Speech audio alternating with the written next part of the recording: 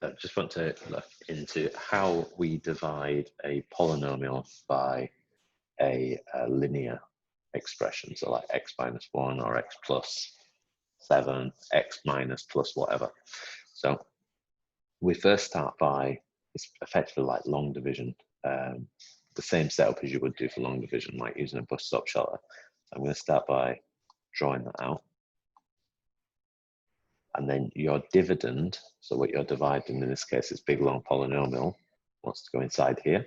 And we want to include every single x term. So we've got x to the 5, I'll explain what I mean by that in a second, minus 2x to the 4, minus x cubed. Now take note we don't have any x squareds here, but I'm still going to put plus 0x squared. Then we've got 3x and then minus 1. So I've got every single x term, so x to 5, 4, 3, 2, 1, and then the constant is technically x to the 0. That's the dividend, it goes inside the bus stop, and then the divisor, what you're dividing by, goes on the outside. And now what we're going to do is, just like long division, we're going to work downwards and find out what we're left with. So you start first by taking this x term, and you're going to ask yourself, how many x's go into x to the power of 5? So what is x to the power of 5 divided by x? That gives us x to the 4. So now we take what we've got here and we multiply it by our divisor. So x to the 4 times x is x to the 5, and x to the 4 times minus 1 is minus x to the 4. Just like in long division, what we're going to do now is subtract these things. So we've used up this amount, and we're going to take it away from our original expression. What should always happen is these first ones should cancel out. So x to the 5 minus x to the 5, these cancel. We've got a minus 2x to the 4, then we're subtracting a minus. So remember, a minus and a negative become a plus. So I've got minus 2x to the 4 plus x to the 4, which gives me minus x to the 4.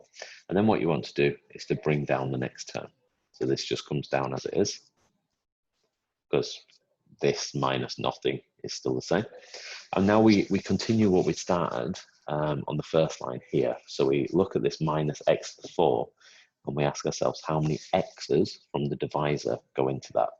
So x to the 4 divided by x is x cubed. And because this was negative, this will also be negative. Again, just multiply. So minus x cubed times by x, and minus x cubed times by minus 1. Be very careful with signs. And again, we want to subtract. So minus x to the 4 minus minus x to the 4. So remember, this will be a plus. So I've got minus x to the 4 plus x to the 4. So that cancels.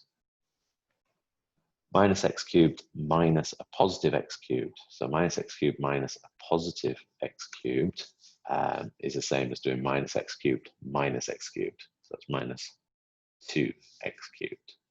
Again, I'm going to bring this next term down, which is just a 0x squared. Oops, not come down far enough there.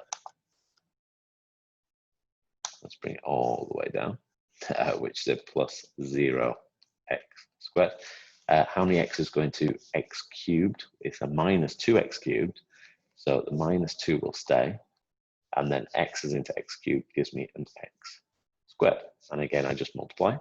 So minus 2x squared times x gives me minus 2x cubed, and minus 2x squared times a minus 1 gives me a positive 2x squared. And now we're going to see why it's really important to have this 0 term written down. So when we subtract, the minus 2x cubed minus a minus will cancel. But this time we've got 0x squared minus 2x squared. So that's going to be a negative 2x squared. So it's really important we get that down to make sure we preserve that minus sign there. Bringing down the next little bit, I'm going to have to go a little bit small to squeeze this in.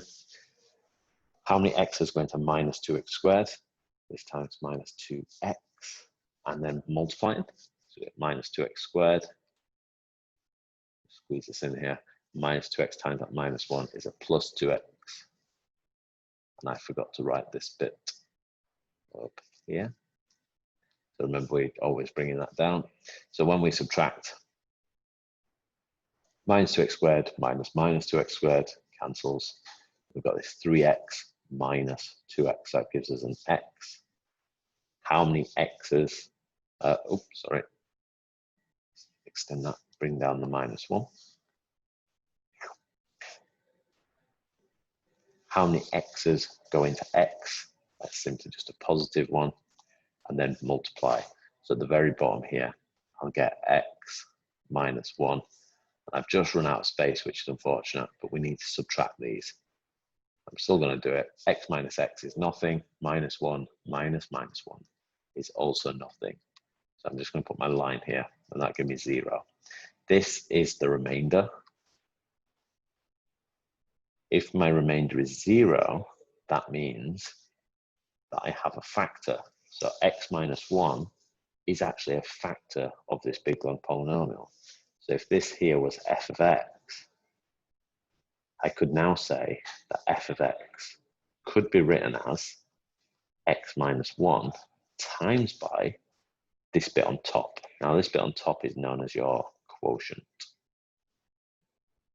So this is what's left over after you've done the division. So I've got x to the 4 minus x cubed minus 2x squared minus 2x and then plus 1. So this is how we could rewrite this expression f of x. We could say that it's the same as x minus 1 times by this, because x minus 1 was a factor, so I had no remainder.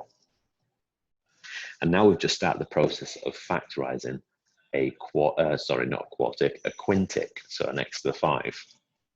We've taken that out. We could see if we could find a factor for this one and keep going in order to factorize that fully.